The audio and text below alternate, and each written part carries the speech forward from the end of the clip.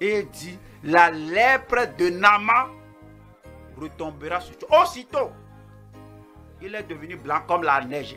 Parce que c'est un jugement venu du Seigneur. Aucun homme avec un don de guérison ne peut guérir cet homme-là.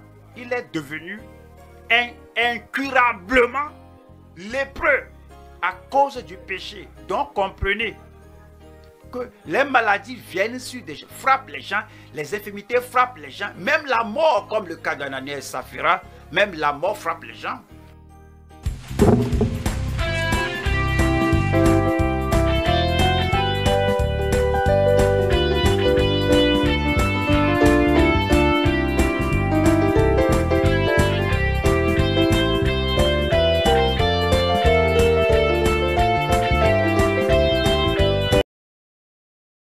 La cause fréquente et fatale de la guérison refusée. Pourquoi?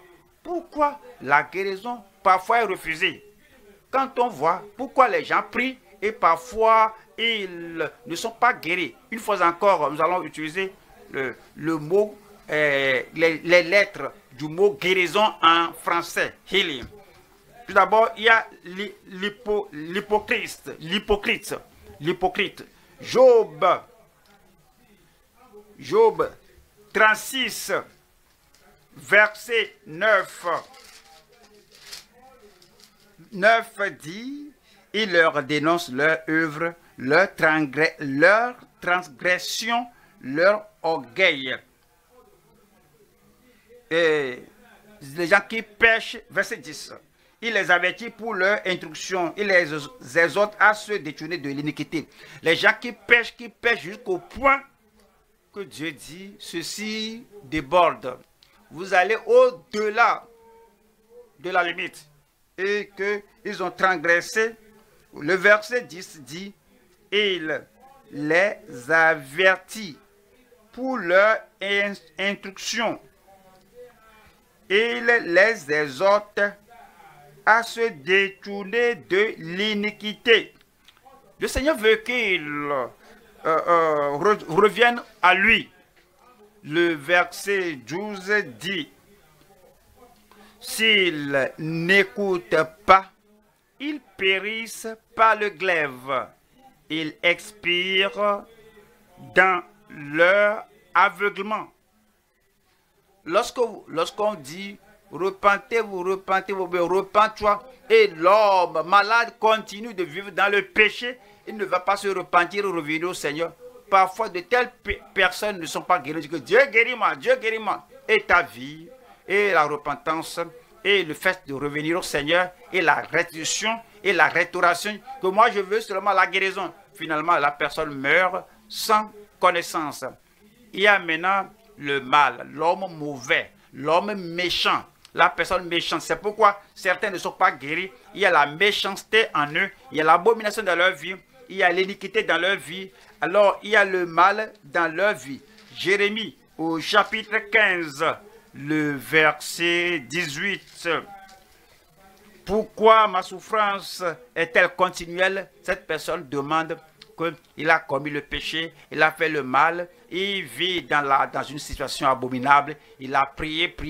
Dieu, tu es là, je sais que tu peux guérir. Pourquoi je suis toujours malade? Pourquoi ma souffrance est-elle continuelle? Pourquoi ma plaie est-elle douloureuse et ne veut-elle pas se guérir? On a prié, j'ai prié, la maladie n'est pas partie. Serais-tu pour moi comme une source trompeuse? Alors, comment vas-tu devenir un trompeur pour moi? Pourquoi je ne suis pas guéri tout ce temps-ci? On peut s'examiner et voir pourquoi cela nous arrive. Et puis, comme une eau dont on n'est pas sûr, je prie que les promesses de Dieu ne soient pas comme de l'eau dont on n'est pas sûr dans notre vie au nom de Jésus. Nous allons voir le rebelle, la personne qui fait quelque chose de mauvais. Le prédicateur va venir, le prophète va venir, les avertissements vont venir. Toujours la personne reste rebelle, réfractaire. C'est pourquoi les gens ne sont pas guéris. Du coup, moi, je veux la guérison. Je suis allé à la croisade, je suis allé à telle réunion, je suis allé au lieu de prière, je suis allé faire là une retraite de prière, mais je ne suis pas guéri. Mais il y a quelque chose à laquelle tu t'accroches et tu te rebelles. Et Jérémie 30, verset 12.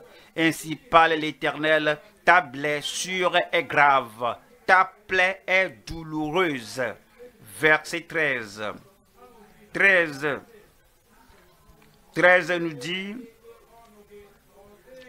nul ne défend ta cause pour bander ta plaie. Tu n'as ni remède, ni moyen de guérison. Parfois, les pilules, les comprimés, les médecins qu'on prend n'agit pas parce que Dieu a dit, détourne-toi de cela, repens-en. Alors il faut amender ta vie. La guérison est très facile. Ça peut venir facilement, mais les gens se rebellent toujours. Ils sont têtus. Et verset 14 dit, tous ceux qui t'aimaient t'oublient. Aucun ne prend souci de toi, car je t'ai frappé comme frappe un ennemi. C'est le Seigneur lui-même qui parle ici, et que ceci provient de moi. Si tu vas être guéri, si tu ne vas pas rester endurci dans ton mal, alors je vais changer et je vais te guérir. Et le verset, ça continue. Verset 15 dit, pourquoi te plaindre de ta blessure, de la douleur que cause ton mal? C'est à cause de la multitude de tes iniquités. C'est très clair. À cause de la multitude de tes iniquités, du grand nombre de tes péchés, que je t'ai fait souffrir ces choses. Alors les gens têtus, les pécheurs têtus, endurcis, rebelles dans les transgressions, alors le trouvent difficile d'être guéri. Alors il y a aussi le cupide, les gens qui convoitent d'autres choses. Ce qu'ils convoitent ne va pas leur permettre d'avoir la guérison voulue. Et ils convoitent ceci et cela, ils continuent comme ça. Parfois même, ils ont certaines choses qu'ils convoitent, mais ils n'ont pas la guérison. Psaume 78, le verset 30, Psaume 78, 30 dit, ils n'avaient pas satisfait leur désir. Ils avaient la convoitise, le désir, le mauvais désir. Ils ont des désirs qui ne sont pas bons devant le Seigneur, qui ne sont pas bons devant le Seigneur. Ils pourraient écouter des messages. Le Seigneur pourrait même leur donner des révélations que ta voix est perverse et mauvaise devant moi. Mais ils ne vont pas réprimer ce qu'ils font. Et ils n'avaient pas satisfait leur désir, ils avaient encore leur nourriture dans la bouche. 31 dit, lorsque la colère de Dieu s'éleva contre eux, la colère de Dieu s'éleva contre eux, il frappa de mort les plus vigoureux. Il a bâti les jeunes hommes d'Israël. Psaume 106. Psaume 106. Le verset 13 dit, mais ils oublièrent bientôt ses œuvres, ils n'attendirent pas l'exécution de ses desseins. Les gens qui se pressent, qui se dépêchent, je voudrais aller là-bas, je vais aller là-bas, je vais faire ceci, faire cela. Et les gens ne cherchent pas le conseil de Dieu. Alors, et ils sont remplis d'eux-mêmes. Le verset 14 dit, ils furent saisis de convoitise dans le désert et ils tentèrent Dieu dans la solitude. Verset 15 dit, il leur accorda ce qu'ils demandaient, puis il envoya le dépérissement dans leur corps. Parfois, on trouve quelqu'un, on voit un homme, une femme qui continue de maigrir, mais qu'est-ce qui t'arrive? Est-ce que tu ne prends pas soin de toi, tu ne manges pas? Vous serez surpris. La personne dit, je mange maintenant plus qu'auparavant. Mais regardez ce qui m'arrive. Mais pourquoi n'examiner votre vie? S'il y a un désir, un mauvais désir, une mauvaise ambition, quelque chose d'après lequel vous soupirez et Dieu dit, abandonne ce péché, je vais te guérir. Non. Mais il s'attache à ce qu'il désire, comme Absalom qui s'attachait, qui s'accrochait à la position de son père, voudrant l'avoir. Mais il leur a envoyé le dépérissement. Il y a la convoitise, le mauvais désir. Il y a également l'incorrigibilité, l'incorrigible. Deuxième chronique, 2 Chroniques, l'incorrigible. 2 Chroniques 21, verset 18. Après tout cela, l'Éternel le frappa d'une maladie d'entrailles qui était sans remède. C'était le roi dans le pays, le Seigneur l'a averti, le Seigneur lui a envoyé des messages sur messages. Cependant, il est resté incorrigible. Alors, certains d'entre nous, s'il y a quelqu'un dans notre église ici, on entend la parole, on l'a entendu, on a reçu la parole lundi, mardi, jeudi, samedi, vendredi, dimanche, à la cellule aussi. Mais si on demeure incorrigible et que la parole qu'on entend ne change rien, cela ne touche pas notre vie et on veut entendre, on jouit de la parole. Cependant, nous sommes incorrigibles. Nous devons craindre les maladies, le jugement et les infirmités qui viendront sur notre vie.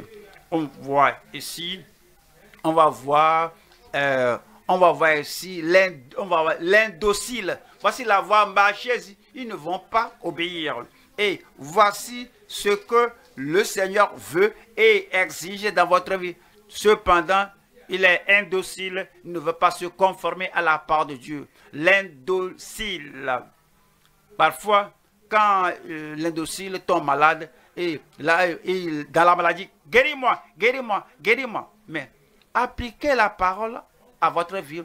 Alors, venez avec tout votre esprit. Appliquez votre vie à la parole de Chroniques 26. Nous lisons le verset 16. Mais lorsqu'il fut puissant, son cœur s'éleva pour le perdre. Et lorsqu'il était puissant, parfois quand les gens n'ont rien, quand les gens n'ont pas de position, ils n'ont pas d'autorité, ils n'ont pas de pouvoir, ils n'ont pas de provision, et ils vivent dans la pauvreté et dans la précarité, ils sont humbles. Parfois, ils vont marcher lentement devant le Seigneur, que Seigneur, pourquoi ne pas me faire ceci et cela? Dès que le Seigneur les a bénis, ils sont puissants maintenant, ils deviennent incorrigibles. Et il s'égare, et son cœur s'éleva pour le perdre. Il pécha contre l'Éternel, son Dieu. Il entra dans le temple de l'Éternel pour brûler des parfums sur l'autel des parfums. Il y a des gens qui se croient que pourquoi ne puis-je pas aller là-bas? Pourquoi ne puis-je pas contrôler ça, faire cela? Le Seigneur me dit, mais je ne t'ai pas donné ça à faire, non. Mais cela ne t'appartient pas d'aller là-bas. Et que, pourquoi il faut cela? Et moi, je ne peux pas le faire. Ce qu'un homme peut faire, une femme aussi peut le faire. Ce qu'un pasteur peut faire, un membre peut le faire. Mais cela n'a pas été donné, non? Qu'il y ait l'ordre dans la maison de Dieu. Il ne faut pas, sinon, être sans loi ni foi. Et puis, alors il est allé brûler des parfums sur l'autel des parfums. Le verset 17 dit, le sacrificateur Azaria entra après lui avec 80 sacrificateurs l'Éternel. Voyons le verset 18. 18 dit,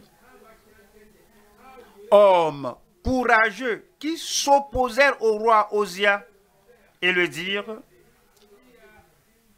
tu n'as pas le droit, Osia, d'offrir des parfums à l'Éternel.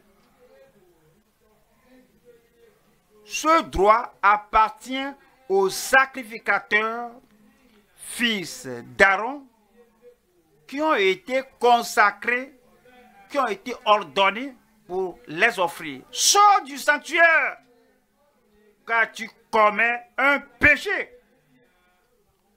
Les gens qui se voient trop grands, il n'y a personne qui puisse les défier, que tu as péché. Ce que tu fais là n'est pas bon, non. Ceci n'est pas selon la parole de Dieu.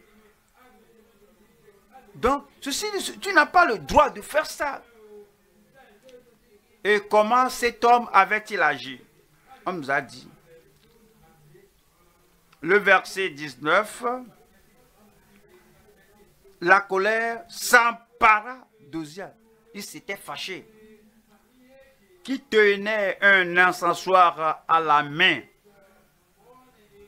Et comme il s'irritait contre les sacrificateurs, la lèpre éclata sur son front. En présence des sacrificateurs dans la maison de l'Éternel, près de l'autel des parfums. Il pouvait éviter ça. Beaucoup de maladies peuvent être évitées. Beaucoup de maladies ne doivent pas venir sur nous. Mais quand on quitte notre domaine, notre position va commencer à fourrer le nez dans ceci et dans cela. Il n'y a plus de limites pour ces personnes incorrigibles et les personnes désobéissantes. Les personnes désobéissantes. Alors, ces gens font des choses n'importe comment à gauche, à droite. Quand on les défie, alors ils se fâchent. Et puis la maladie vient, le jugement vient. Il y a Géasi aussi. Vous voyez, vous connaissez bien l'histoire de Géasi.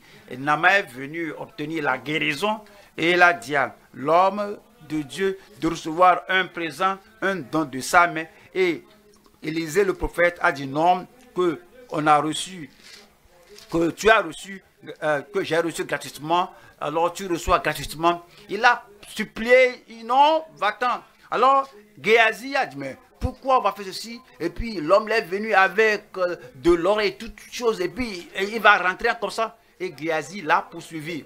Il est allé dire, menti, qu'on a reçu un visiteur maintenant, mon directeur, mon maître, et Élisée m'a envoyé vers toi. Et il a pris ceci et cela, il est revenu, et il a caché secrètement dans sa chambre là-bas. Il est revenu, il a agi comme un saint. Et Géasi, ah, d'où viens-tu? Ah, j'étais là à tout moment, ton serviteur n'est allé nulle part. Et Élisée a dit, ah, mes yeux n'étaient pas avec toi lorsque tu suivais après l'homme là, et tu as reçu ceci et cela. Et il dit, la lèpre de Naaman retombera sur toi. Aussitôt, il est devenu blanc comme la neige. Parce que c'est un jugement venu du Seigneur. Aucun homme avec un don de guérison ne peut guérir cet homme-là. Il est devenu incurablement lépreux à cause du péché. Donc comprenez que les maladies viennent sur des gens, frappent les gens, les infirmités frappent les gens, même la mort, comme le cas d'Ananias et Saphira, même la mort frappe les gens. Même les Corinthiens, beaucoup d'entre vous sont malades, sont faibles et beaucoup sont morts à cause de leur péché. Je prie que Dieu nous aide à éviter toutes ces causes fatales de guérison refusées au nom de Jésus.